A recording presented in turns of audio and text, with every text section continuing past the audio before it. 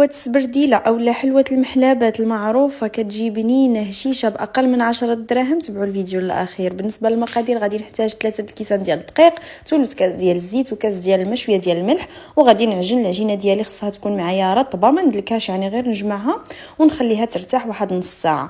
من بعد غادي ندوز هنا للزبده، غادي ناخذ 125 غرام، غادي نحاول اني نطلقها هكا بالدلاك. ومن بعد غادي نسرح العجينه ديالي وغادي ندير فيها الوسط هكا الزبده، وغادي نجمعها بحال الملويه. وغادي نبدا نطلق على هذه الطريقه هذه. ضروري تتبعوا الطريقه ديال التوراق كيف ما موضحه معكم في الفيديو. حاولت انني ندير فيها مراحل كثيره باش هكا تنجح معكم.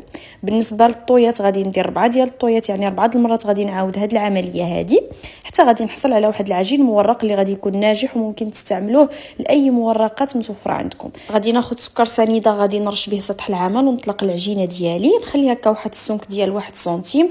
وغادي ناخذ واحد الكاس نطبع على العجينه، ومن بعد نطلقها هكا شويه بالدلاك. وغادي نديرها طيب في الفران اللي يكون ديجا مسخن على 180 درجه، يعني العافيه تكون مهيله بحال طياب ديال الكيكه، ولكن من قبل نكونوا مسخنينه مزيان.